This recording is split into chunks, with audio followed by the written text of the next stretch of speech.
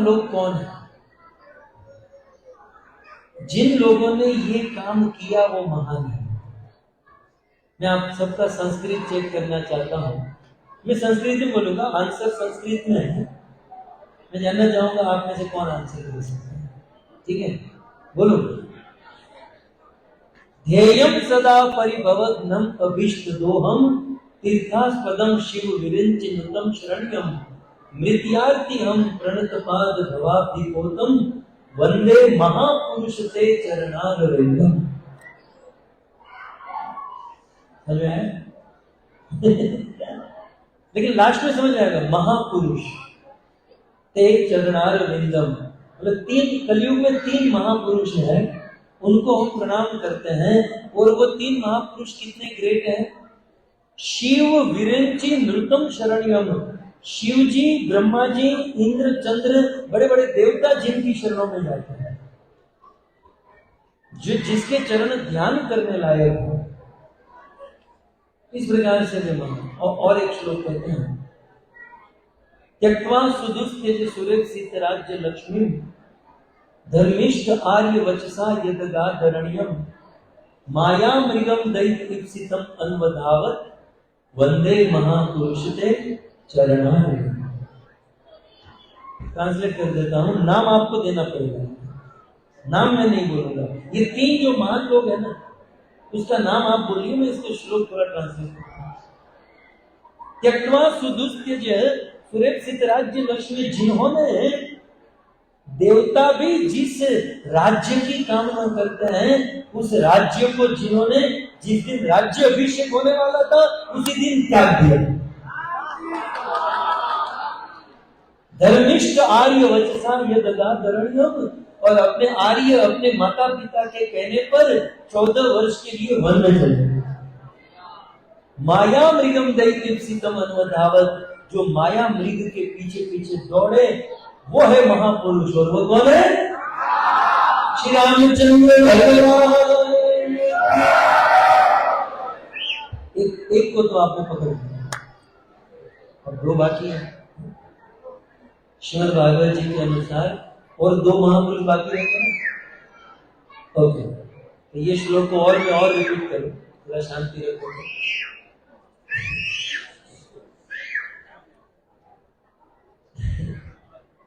वैसा हमारे प्रभु ने आधा काम कर दिया, लेकिन यहाँ थोड़ा सा शांति रखिए, आपको आनंद आएगा। थोड़ा शांति रखिए, बाकी 365 दिन चिल्लाते ही रहते।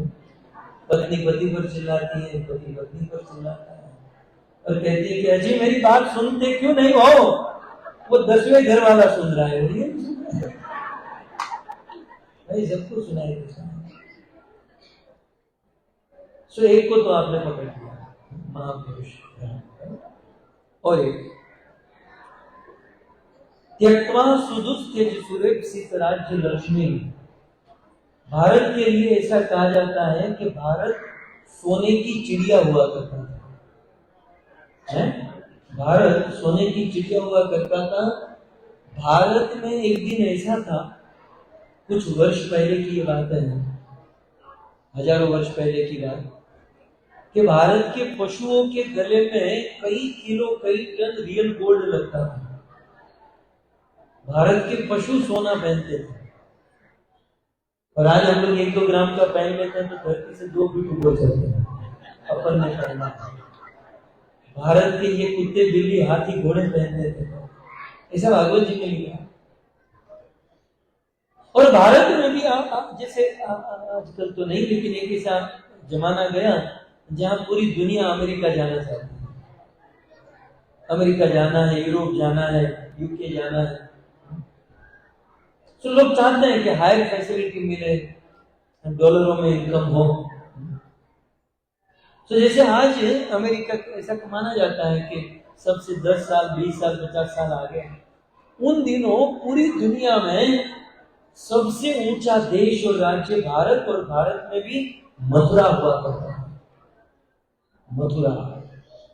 श्रीमद् भागवत जी ने लिखा है, यादव, हमारे देश में बहुत बड़ा शासन रहा यादव होता, और यादवों ने पूरी धरती पर जब डिसीजन लेना हुआ कि हम राजधानी कहां बनाएंगे, तो सुखदेव गोस्वामी कहते हैं, राजधानी ततल साभूत सर्व यादव भूभुजाम मथुरा भगवान यत्र नित्यम सन्निहितो हरि।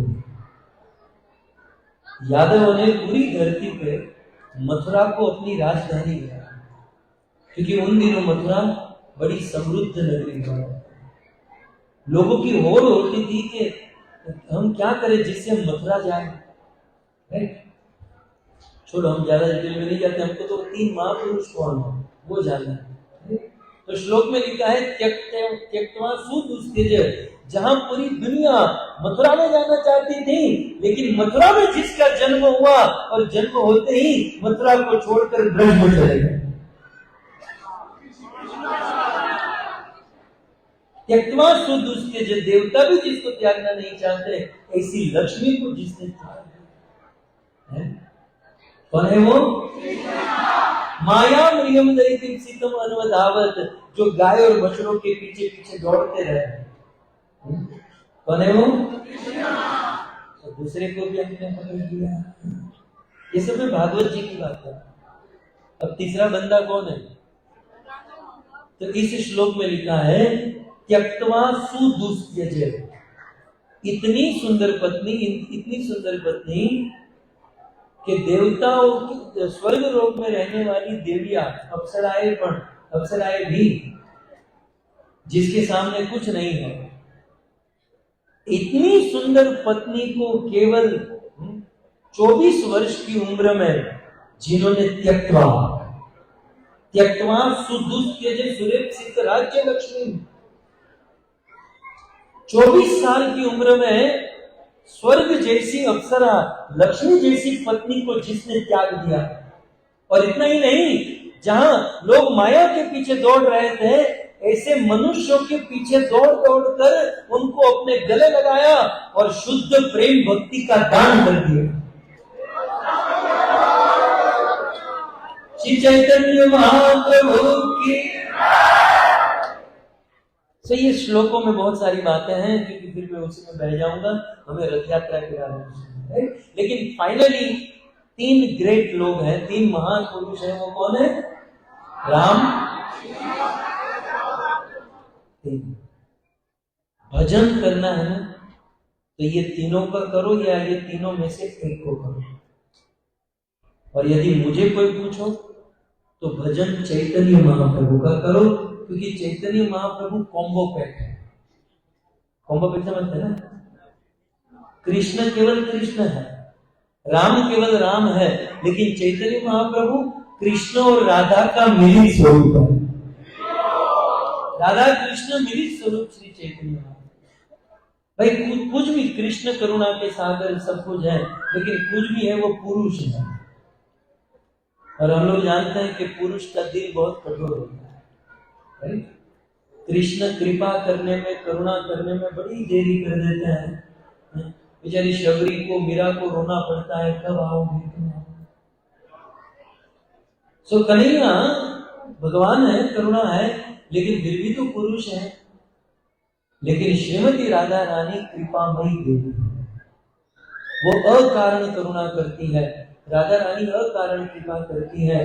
तो भगवान श्री कृष्ण और श्रीमती राधा रानी जब मिल गए, है ना, तो कृष्ण का प्रभाव और राधा की कृपा दोनों एक साथ होते हैं। और श्री चैतन्य महाप्रभु, 3 महान है।